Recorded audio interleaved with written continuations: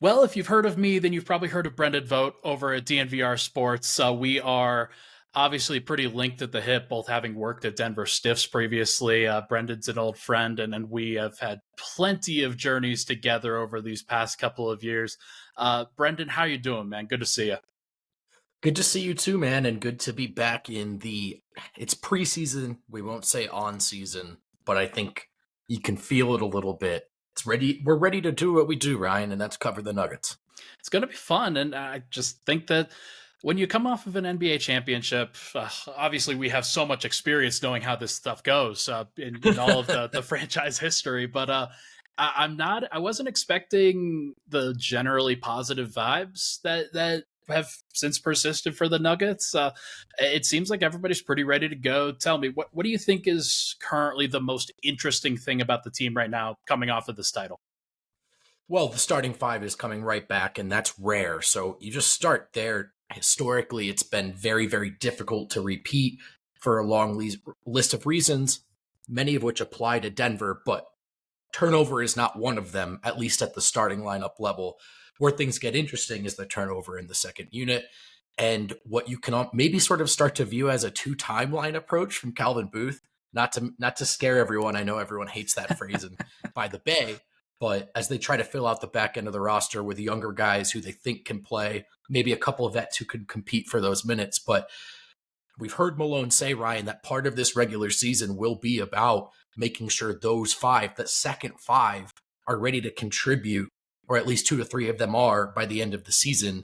Because you just know, I mean, yes, if you play Jokic and Murray 40 minutes a night, you'll get the win. You know that. But is that where Denver needs to be right now? And then threading the balance of home court's important to them versus they're trying to develop. I think it's completely fair, and there are so many layers to coming off of a championship. What's kind of next for a team? What's the next goal? What's the next step? I think a lot of people manifested that with conversations about Jamal Murray, conversations about Michael Porter, but also kind of conversations about Nikola Jokic and motivation and things like that. I am very curious as to how this team approaches the next steps after winning a championship. Where do you kind of see them falling on that spectrum? There was almost an air of pleasant surprise at training camp. We're going to keep that in. I'll ask you the question again.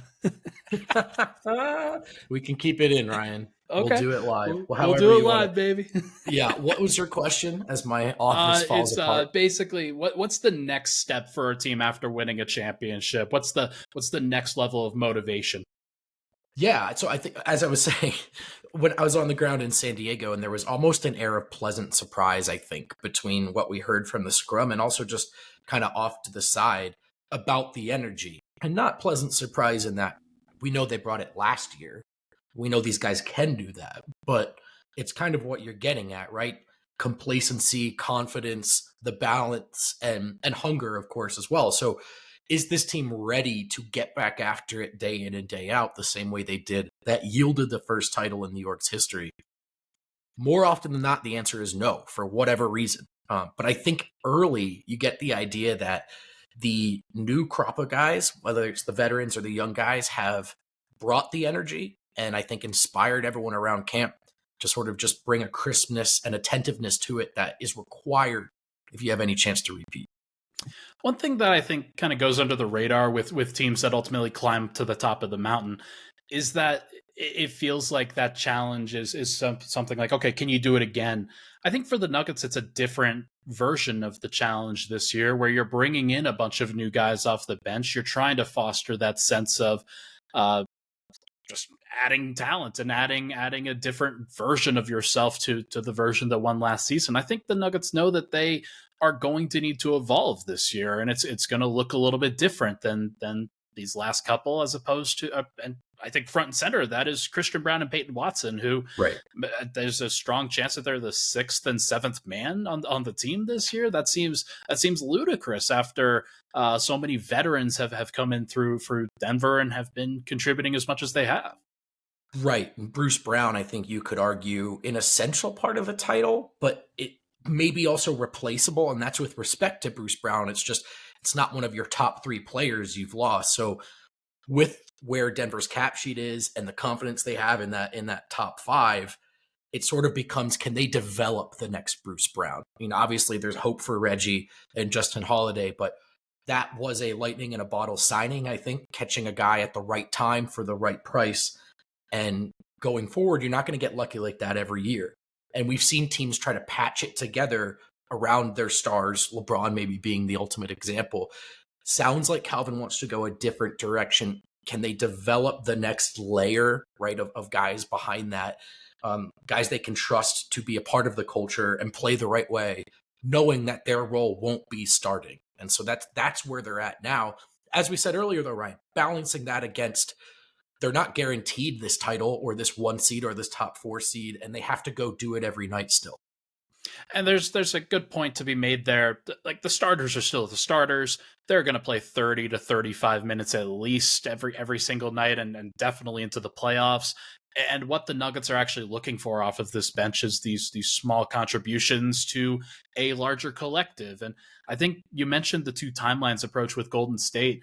One of, I think, the distinct differences between that version and this version is that version with Golden State, guys like James Wiseman, Jordan Poole, Jonathan Kuminga were billed as, this is the next era of Golden State Warriors basketball. Right. With the Nuggets, it's still going to be Jokic and Murray and Porter and Gordon, and at least that's the hope around the team. It's just about finding guys that contribute to that vision as opposed to guys that can replace that vision.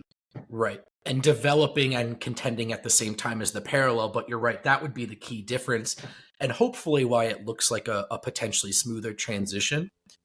But the other thing is, I am generally optimistic about this team and feeling pretty vindicated about that after last season. The Kool-Aid tastes particularly good fresh off a title. And so we have to remind ourselves, Calvin Booth, good track record so far, 3 picks. We've seen flashes, heard good things from all of them.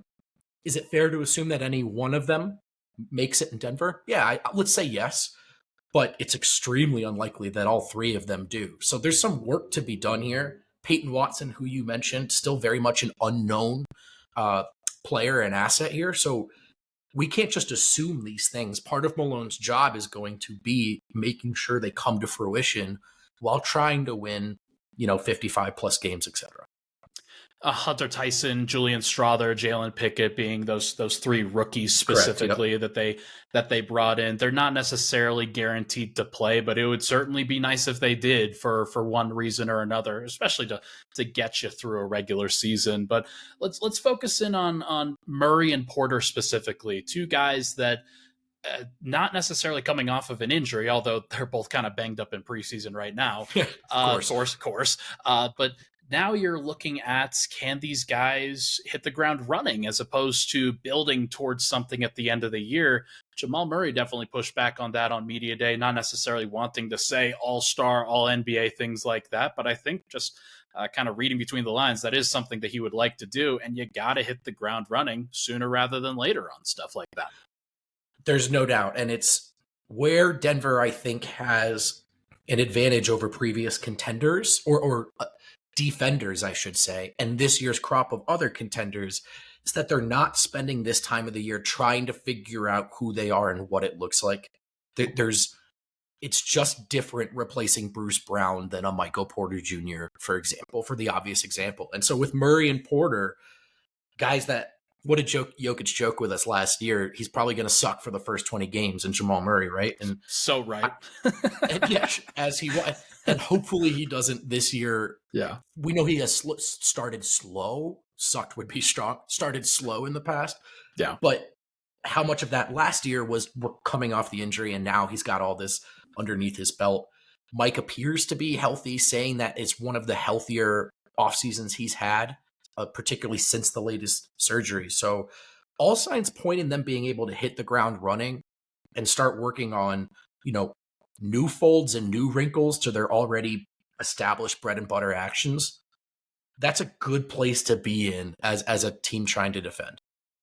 All right, then tell me this: if it feels like they're going to hit the ground running, there will be some growing pains with the younger guys in the bench, of course. Reggie Jackson, Justin Holiday, Zeke Naji, guys like that. There's still a lot of unknowns, but tell me, what would you think of a good solid win prediction for this team based off of both, hey, you've got some continuity, but you've got some questions too. Sure, maybe throw it at 55, somewhere around that. They're capable of more. They could go ahead and break the record, I think, for sure. I am going to put a lot of weight into what I referenced earlier, which was Malone's comments about understanding the balance of what they're trying to accomplish this year. So maybe it's not playing Jokic and Murray 38 minutes if you don't have to. So I could see some of that alongside what we can call, I think, real struggles to be expected from the bench. Maybe they don't, maybe it's not all humming like it was last year and there's stuff to figure out. But the starting five is good enough that if they're all healthy, they're going to put you in that 55 to 60 range. I think it's completely fair. I do have some questions about how hard they're going to push in the regular season once again. And I think a good comparison would be the 16 Warriors, where you go from like 67 wins to 73 wins. You win 73 games, the most ever in a regular season. And then you're gassed by the playoffs and Steph's hurt. And you've got a lot of things you have to figure out in a playoff run. And I just think that Denver and basically every NBA team at this point has learned a little bit more from those kinds of experiences. And right. So I've got Denver winning only 52 games. And the reason for that is, hey, you're going to have some times where Joker misses a game. You're going to have some times where Jamal and Mike miss games. And I have a little bit of questions as to the actual vision of what's going to happen with those young guys. And when it's not just when Peyton Watson has to start or Justin Holiday has to start, it's then what happens behind them and kind of the void that opens up. So I'm going to put it at 52, and also just because the West is so competitive this year. There are like 11 to 13 teams that think they're going to be in the playoffs. Right. There might be, and the top three teams are going to be kind of cannibalizing each other, but in that range. And so I think I follow your logic. I think I'm just going to say I trust the Jokic effect for they're going to win a lot of games. So that's where I come. But I'm with you that we could see a slide in the wins for Denver, even if you're feeling great about where they are heading into the postseason. That might not necessarily manifest in this is the year where they tore through the league. But I do want to stress, man, Denver also won that title because they did take the regular season seriously enough. Mm-hmm. And they did go and get home court.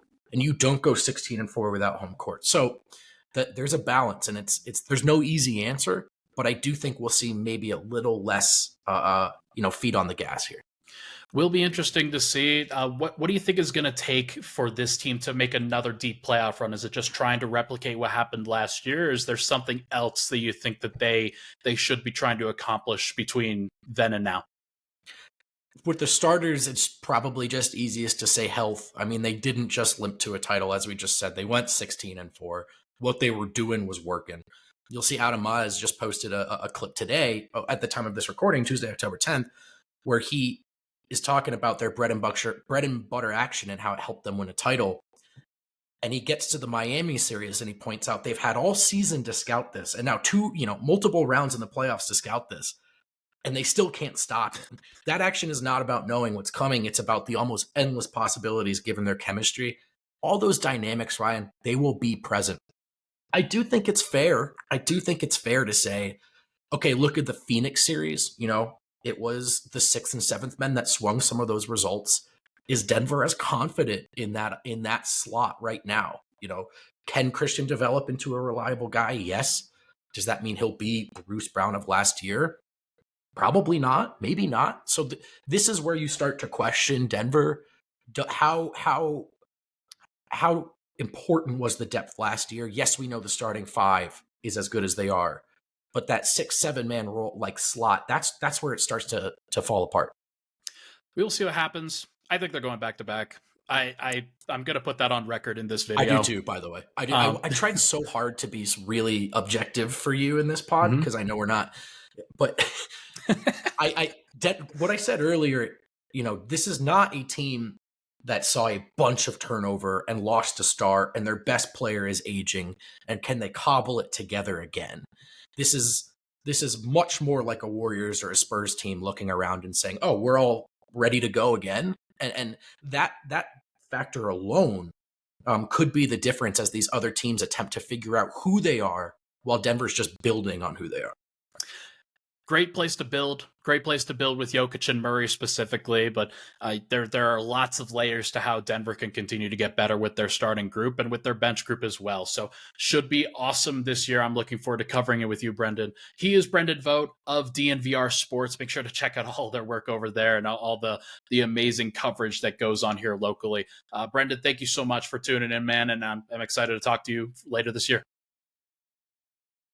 Happy to do it, man. This should be fun. I'm happy to answer Nuggets questions for you, and I'm sure that you're happy to have a little break and just be in that seat for once. So, love it. Thank you so much. Talk to you guys soon.